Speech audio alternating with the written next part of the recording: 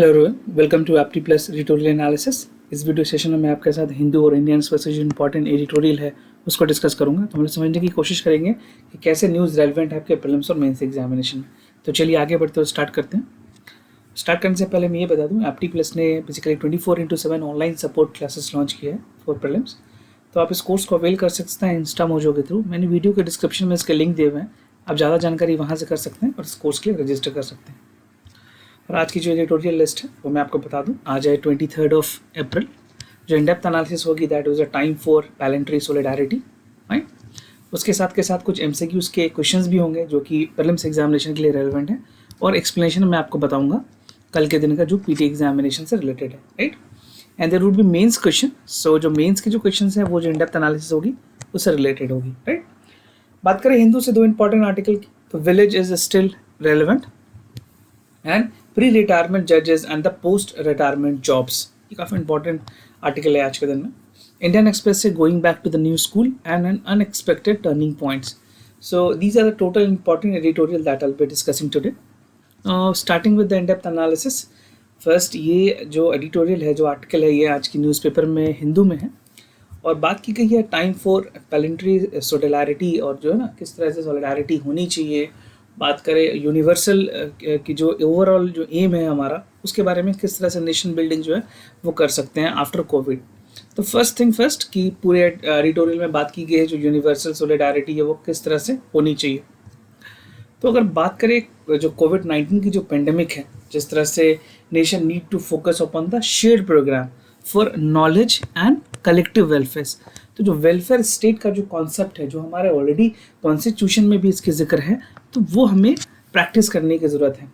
और जिस तरह से जो माइक्रोस्कोपिक सार्स कोविड-2 है, जिसको कोविड-19 या कोरोना वायरस के भी नाम से जानते हैं, उन्होंने ह्यूमैनिटी को एकदम एक तरफ एक जगह पे ला के खड़ा कर दिया है, और जो भी हमारे दिनचर्या की जो प्रैक्टिस थी, जो एवरीडे प्रैक्टिस थी, that has come to halt, right.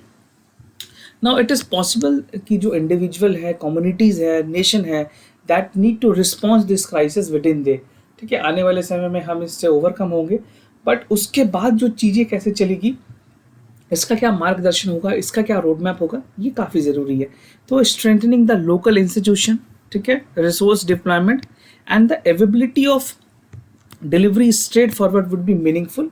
जो बिहेवियरल चेंज है, जो इकोनॉमिक सर्वे में भी, इस बार की जो रिसेंट इकोनॉमिक सर्वे है उसमें भी इन सारी चीज़ों की जिक्र है कि बिहेवियरल चेंज जो है वो काफ़ी इंपॉर्टेंट है, राइट।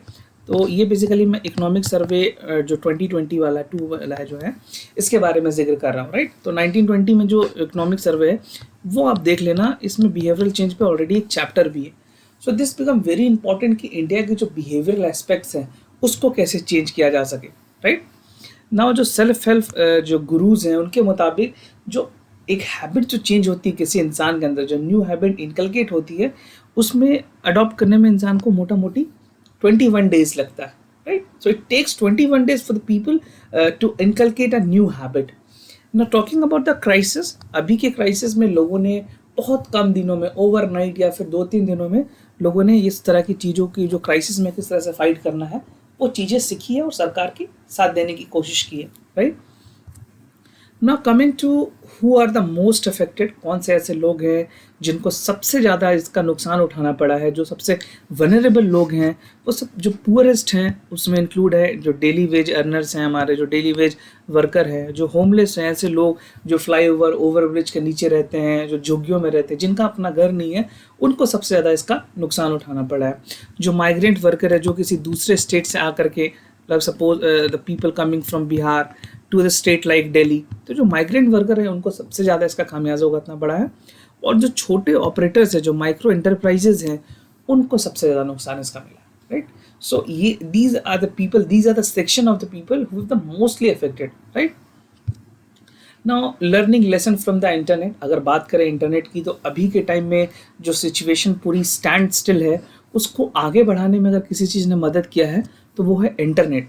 क्योंकि जिस तरह से talking about the knowledge worker, जो सोशल नॉर्म्स है, that have created an extensive internet, ठीक है, extensive internet ki uses to how to learn, how to work, because talking about the organized sector, many of the people are still working and they're too dependent on the internet for their the courses and the other course of action that has to be implemented. तो सारी चीज़ें internet पे भी dependent है जो आज लोग काम कर पा रहे हैं.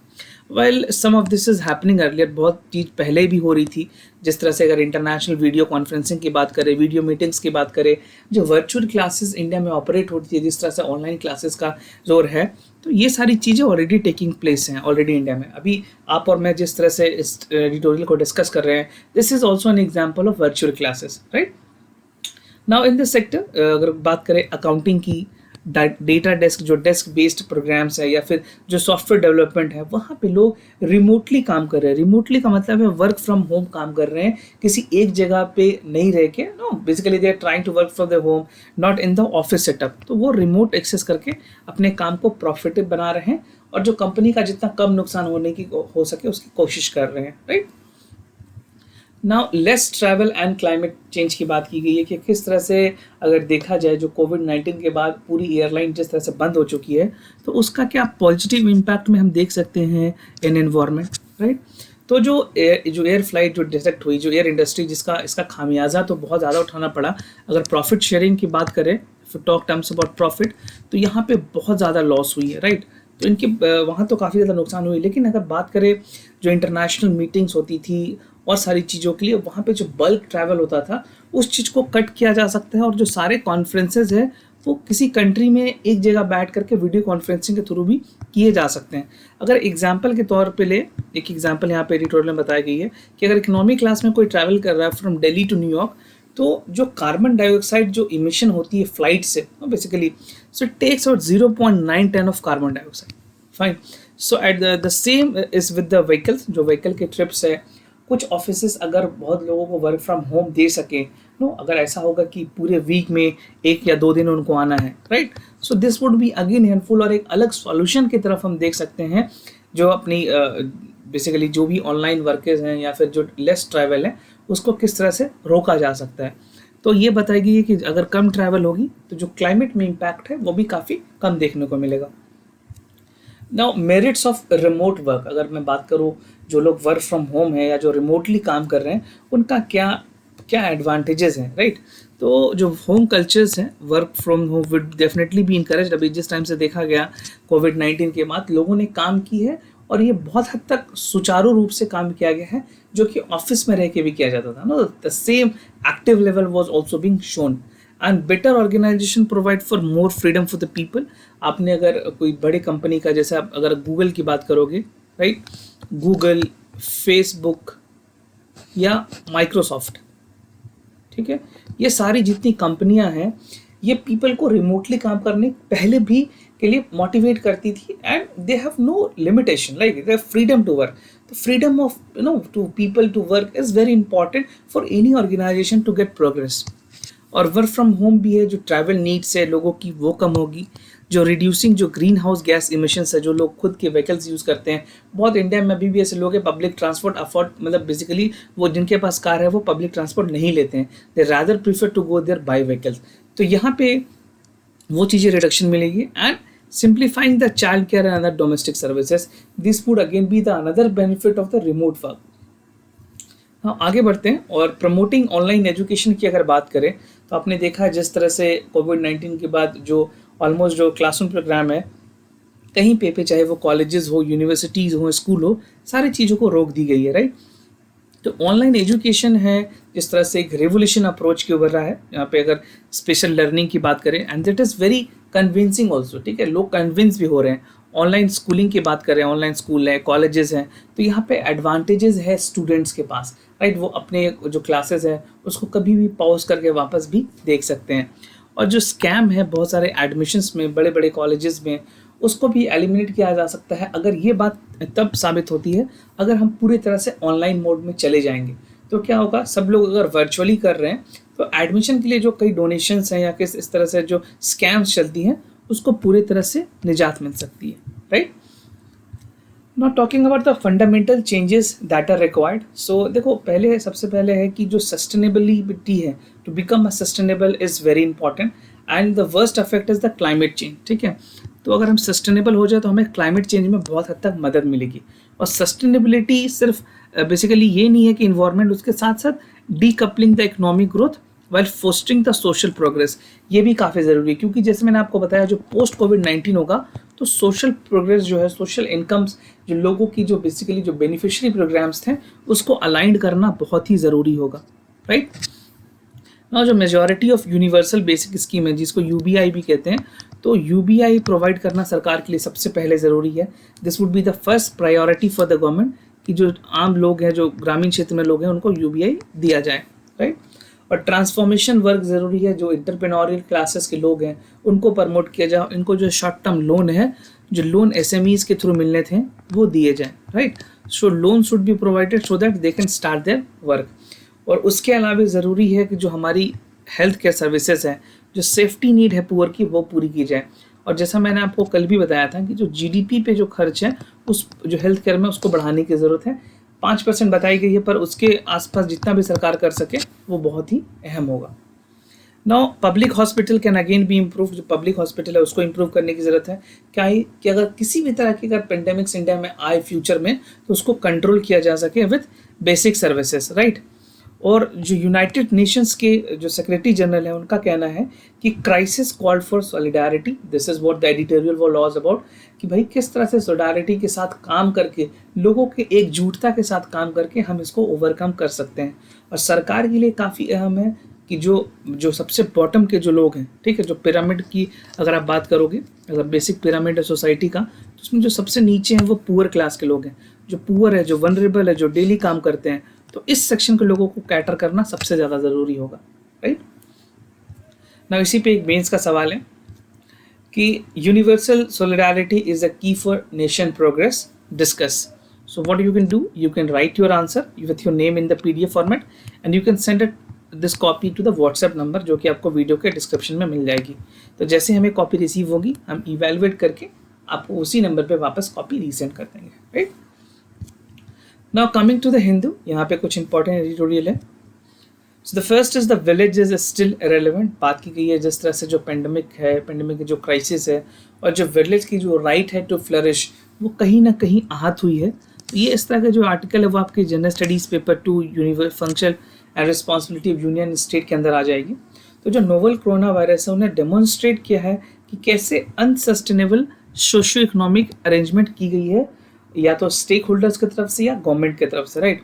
जो पब्लिक हेल्थ है, public health and education is the 2 most important area in India, ठीक है। और इसमें चेंजेस कब आई, बेसिकली इंडिया में जो पोस्ट ग्लोबलाइजेशन के बाद बात करूँ, 1990 में जो ग्लोबलाइजेशन हुई थी, उसके बाद बहुत सारी चीज़ें देखी गई थी। जो पब्लिक प्राइवेट पार्टनरशिप है, जिसको पीपीपी के नाम से भी जाना जाता है, यहाँ पे इनका पार्टिसिपेशन बहुत सारे सेक्टर्स में हुआ। पर एक चीज़ यहाँ पे जो हाईलाइट की गई है कि जो हमारे रूरल एरिया है, जो रूरल एरिया में, वहाँ पे जो पब्लिक प्राइवेट पार्टनरशिप है वो बहुत तक नहीं हुई है, राइट। लोग वहाँ पे इन्वेस्ट नहीं करना चाहते। तो यहाँ पे ज़रूरी होगी कि सारी चीज़ों को कवर किया जाए, ताकि स्कूल, जो गांव, जो ग्रामीण क्षेत्र है, वहाँ पे भी रोड बन सकें, स्कूल बन सकें, right. And villages were more viable for the public investment, ठीक है, वहाँ पे भी पब्लिक इन्वेस्टमेंट ज़्यादा किया जाए। ऐसे कोई इन्वेस्टमेंट वहाँ पे बहुत ज़्यादा नहीं की गई है। तो पोस्ट कोरोना क्या हो सकता है कि की question is to contemplate whether they should revisit the policy places during the 1990s। जो 1990 के टाइम में जो कुछ ऐसी पॉलिसीज़ थी, क्योंकि जिस तरह से कोविड का जो कहर हुआ है, हम जिस तरह से 90s के बाद ऑलरेडी 30 ईयर्स आगे थे, अब हमें कहीं ना कहीं बहुत सारी चीज़ें पीछे चली गई है। तो क्या उस रिफॉर्म से भी कुछ सीख करके हम आगे इम्प्लीमेंट कर पाएंगे, ये काफ़ी अहम होगा। और जो डिस्क्रिमिनेशन है फंडिंग का, जैसे मैंने आपको बताया, बेसिकली रूरल इंडिया में वहाँ पे काम करने की ज़रूरत है। जो हेल्थ है, जो एजुकेशन है, इन सारे सेक्टर पे ज़्यादा काम करने की ज़रूरत है, right. Now coming to the second editorial, that is post retirement judgment and the post retirement jobs, बहुत ही इंपॉर्टेंट एडिटोरियल है। और इस तरह के जो एडिटोरियल है वो आपके इथिक्स के पेपर, जनरल स्टडीज पेपर 4 में भी इंपॉर्टेंट है, right. So this talks about the structure functioning of the judiciary. तो यहाँ पे बात की गई कि इस तरह की लॉ इनैक्ट की जानी चाहिए, जहाँ पे जो रिटायर्ड जजेस हैं उनको जो गवर्नमेंट की तरफ से जो जॉब्स दी जाती हैं उन पे ध्यान देने की ज़रूरत है, उन पे रोक लगाने की ज़रूरत है, राइट। कंप्लीट बार्ड होनी चाहिए। अगर आपने पॉलिटी पढ़ा है तो पॉलिटी में आपने पढ़ा होगा कि chapter 4 Part 5 of the Constitution deal with the Supreme Court, and Part 6 of the Chapter 5 Part 6 of the deal with the High Courts, right? तो ये आपके ऑलरेडी इंडियन पॉलिटी लक्ष्मीकांत में आपको ये सारी चीज़ें मिल जाएगी। तो जो सैलरी है जजेस की या जो उनकी एज ऑफ रिटायरमेंट है दैट इज गारंटेड, और वो सिक्योर है और वो इंडिपेंडेंस है, उसमें किसी का भी बेसिकली हाथ नहीं लग सकता सिवाय प्रेसिडेंट के। Only president of India can take any action, that too very limited, right? तो उनकी जो ऑफिस है उसका बहुत ही ज़्यादा डिग्निटी है, तो उस चीज़ को मेंटेन करने की ज़रूरत है। And they can not be removed except a law of impeachment under 124(4) and 271(1)(b। तो ये सुप्रीम कोर्ट के लिए है, ये हाई कोर्ट के जजेस के लिए है, राइट? तो यहाँ पे एक एग्जाम्पल के तौर पे जो तरुण गोगोई थे, बेसिकली तरुण गोगोई नहीं, जो गोगोई साहब थे हमारे, Tarun Gogoi is the CM for the Assam, तो उसके बारे में सॉरी, दिस इज गोगोई जो चीफ जस्टिस थे, राइट? तो उनके बारे में बात की गई है कि जो नॉमिनेटेड थे प्रेसिडेंट, उनको राज्यसभा के लिए नॉमिनेट किया गया, राइट? तो गोगोई को Ranjan Gogoi is the name, so I tell you the name of that, Ranjan Gogoi, please pardon me for Tarun Gogoi, is Ranjan Gogoi. Ranjan Gogoi उनका नाम है जिनको अपॉइंट किया गया था बेसिकली राज्यसभा के मेंबर के लिए। और ऐसे एक और मेंबर हैं चीफ जस्टिस ऑफ इंडिया जिनको गवर्नर बनाया गया। तो मैं आपसे इसका आंसर चाहता हूं, आप कमेंट सेक्शन में ज़रूर बताएं। आप अगर करंट अफेयर पढ़ रहे हैं तो आप में से कई लोगों को पता होगा कि इसका आंसर क्या है, तो do right in the comment section. मैं जानना चाहता हूं कि आप में से कितने लोग इसका करेक्ट आंसर जानते हैं, तो हमें ज़रूर बताएं कि कौन से ऐसे चीफ जस्टिस थे जिनको अभी सरकार ने रिसेंटली गवर्नर के तौर पर अपॉइंटमेंट दी थी, राइट? तो जो अपॉइंटमेंट है इस आर्टिकल में बात की गई है उसको रोका जाना चाहिए। जो पार्शलिटी की जा रही है बेसिकली ना, एक तरह से जो कॉन्स्टिट्यूशनल ऑफिस है वो अंडरमाइन होती है, जो कॉन्स्टिट्यूशनल वैल्यूज़ है वो कहीं ना कहीं उसको आहत पहुंचती है। तो ये सारी चीज़ों को ध्यान में रखते हुए एक लॉ बनाया जाए जहाँ पे जो फर्दर रिटायरमेंट ऑफ जजेस हैं उनको पूरी तरह से रोका जाए, क्योंकि जो जस्टिस डिलीवरी सिस्टम है वो कहीं ना कहीं इम्पैक्ट होता है इससे, right? Now coming to the Indian Express, यहाँ पे basically going back to the new school बात की गई है, जो हमारे development and management of education को लेकर के। तो स्कूल पूरी तरह से बंद है और अभी कोई ऐसी अनाउंसमेंट नहीं हुई है जो कि प्रेडिक्ट करे कि स्कूल्स को कब से रीस्टार्ट किया जाएगा, राइट? तो schooling is suppose to take an emotional, social और behaviour health of the child and which dramatically opposite to the social distancing. क्योंकि अगर बच्चों को स्कूल जाना है तो वो जो सोशल डिस्टेंसिंग का सरकार का जो बेसिकली पूरी कोशिश है उसके अगेंस्ट चला जाएगा, राइट? तो कैसे चीज़ों को इंगेज किया जाए, जो टीचर्स हैं जो ऑनलाइन क्लासेस में इंगेज हो सकते हैं उनको प्रोत्साहन देने की ज़रूरत है, उनको मोटिवेट करने की ज़रूरत है। एंड गोइंग फॉरवर्ड अगर पोस्ट पेंडेमिक एनवायरनमेंट को देखें तो there is a huge shift that is needed in the social and emotional mindset of the individual, चाहे वो स्टूडेंट हो, चाहे वो पेरेंट्स हो, चाहे वो टीचर्स हो, राइट? एंड जो टीचर्स हैं उनको बेसिकली अप्रिशिएट करने की ज़रूरत है इस क्राइसिस में, क्योंकि teacher are playing a very crucial role. Teachers क्या कर रहे हैं कि स्टूडेंट को ऑनलाइन तरीके से पढ़ा करके उनकी जो एजुकेशन है, जो तालीम उनको दी जा रही है वो बरकरार रहती है, right? So teacher are also an important health worker. Teacher के basically important health worker because they are looking into the mental health, emotional, social health of the child. तो जिस तरह से हेल्थ वर्कर हॉस्पिटल में काम कर रहे हैं उस तरह से टीचर्स जो क्या है एक तरह से मेंटल हेल्थ वर्कर की तरह काम कर रहे हैं, जो स्टूडेंट को पढ़ा रहे हैं इस टाइम पे ऑनलाइन क्लासेस के थ्रू।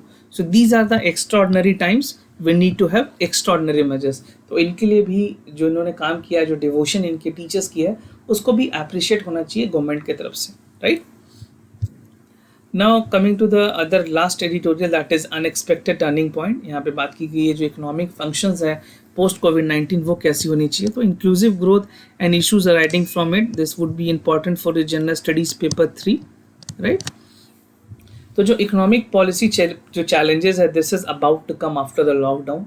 जैसा आपको पता है सारे सेक्टर्स में पूरी तरह से गिरावट है, ठीक है? जो कोर सेक्टर है उसमें भी गिरावट देखी गई है। तो जो क्रिटिकल प्रॉब्लम है that is to strike a balance between the spread of the COVID virus and keeping the economy function. क्योंकि अभी 20 अप्रैल से बहुत सारी चीज़ों में रिलैक्सेशन दी गई है, पर सरकार ने उसको वापस भी लिया है। अब देखना होगा 3 मई के बाद कैसे चीज़ें काम करती है, राइट? तो इंडिया के जो एफर्ट्स होंगी, जो स्प्रेड ऑफ वायरस है उसको कैसे बेसिकली रोका जाए। और इंडिया को काफ़ी अप्रिशिएशन भी मिली है, अगर मैं बताऊं WHO की तरफ से भी। अगर केरला मॉडल की बात करें तो केरला ने अभी तक सबसे ज़्यादा इसमें सबसे ज़्यादा अचीवमेंट जो स्टेट इंडिया में किया है वो है Kerala. and we need to take all responsible precaution because virus is again the contagious, बहुत ज़्यादा इन्फेक्शन लेवल हाई है, एक इंडिविजुअल 4 लोगों को इन्फेक्ट कर सकता है, right. So this is the case. तो जो मल्टीप्लिकेशन टाइम है वो 4 टाइम्स है, 4 टाइम्स है जो एक इंडिविजुअल दूसरे लोगों को इन्फेक्ट कर सकता है. सो एम्प्लॉयमेंट रेट की यहाँ पे बात की गई है. जो एम्प्लॉयमेंट रेट है वो भी बहुत ज़्यादा हाई है, ऑल टाइम हाई है. 24% जो है वो हमारी एम्प्लॉयमेंट रेट चली गई है. और जो इंडिया इकॉनमी है जो इसमें बताई गई है, जो परमिट राज है उसको ख़त्म करने की ज़रूरत है पोस्ट कोविड-19, क्योंकि परमिट राज की वजह से क्या होगा कि फिर अगेन बहुत सारे लोग काम नहीं कर पाएंगे और यहाँ पे फिर से लिमिटेशन आ सकती है इकॉनमी में. तो इस चीज़ को ईज़ करने की ज़रूरत है और कैसे इकॉनमी को जो छोटे सेक्टर्स हैं उनको बूस्ट किया जाए, ये ज़रूरत होगी सरकार के लिए. ये प्राथमिकता होनी चाहिए. This would be the priority for the government. Now coming to the important MCQs of the day. कल के जो सवाल हैं, जो कल के जो आंसर्स हैं वो मैं आपको बता दूं. तो पहला आंसर है दैट इज़ डी, जो मैंने आपसे इंडियन लिबरेशन फेडरेशन के बारे में पूछा था. तो वो व्हेन मोंटेगू रिपोर्ट आई थी 1918 में, तो पब्लिक की गई थी. तो there was a divide in the Congress over it. जो मॉडरेट्स थे दे वेलकम इट और जो एक्सट्रीमिस्ट थे उन्होंने अपोज किया था. So this led to the schism Congress and moderate were forming Indian national liberation in 1919. तो ये पॉइंट काफ़ी इंपॉर्टेंट है आपके लिए. उसके बाद जो पार्टी जो थी that was founded by Surendra Nath Banerjee and some of its prominent leader were Tej Bahadur Sapru, SN Srinivasa Sastri and MR Jayakar. तो इससे अगर कोई भी और दूसरे सवाल आए तो वो भी आप हैंडल कर सकते. तो जो फर्स्ट क्वेश्चन है उसका आंसर है डी. ना जो दूसरे सवाल मैंने आपसे पूछा था उसके जो करेक्ट आंसर है that is B, that 6th century BC mark the beginning of the new religious and social movement in the Gangetic plain from Buddhism Jainism with the part of the shramana tradition. ठीक है, ये सारे content जो है वो NCERT से हैं, तो आपकी यहाँ रिविजन भी हो जाएगी. ठीक है, बेसिकली NCERT राइट. तो ये ज़रूर आप चेक कर लें ताकि आप अलग से फिर से एक्सप्लेनेशन पढ़ के जो भी इससे रिलेटेड क्वेश्चन है उसको एड्रेस कर पाएँ. नाउ आज का जो सवाल है वो है करंट अफेयर से. द रेडियर X recently seen is news is related to a test developed by the Israel to corona checkup, bomb detecting instrument, radiographic method developed by China और नन ऑफ द अबव. इसके correct answer क्या है वो आप हमें comment section में ज़रूर बताएं. और आप में से कई लोग पार्टिसिपेट कर रहे हैं and sincerely thank you for all of you who are participating. और ऐसे पार्टिसिपेट करते रहें ताकि और इंपॉर्टेंट क्वेश्चंस मैं आपके लिए लाता रहूँ. कोई अलग क्वेश्चंस चाहते हैं आप तो वो भी हमें बताएं कि किस तरह के सवाल आप चाहते हैं. बट जो क्वेश्चंस की जो लेवल है वो UPSC प्रीलिम्स एग्जामिनेशन के स्टैंडर्ड की है, right. Now the second question, from modern India consider the following statement. The ब्रह्म समाज pioneered the case of widow remarriage and Pandit Ishwar Chandra Vidyasagar proactively participate in it. इनमें से कौन से करेक्ट आंसर हैं? A, B, both 1 and 2 और neither 1 not 2. तो इसको भी पार्टिसिपेट करें, कमेंट सेक्शन में हमें आंसर बताएं, राइट.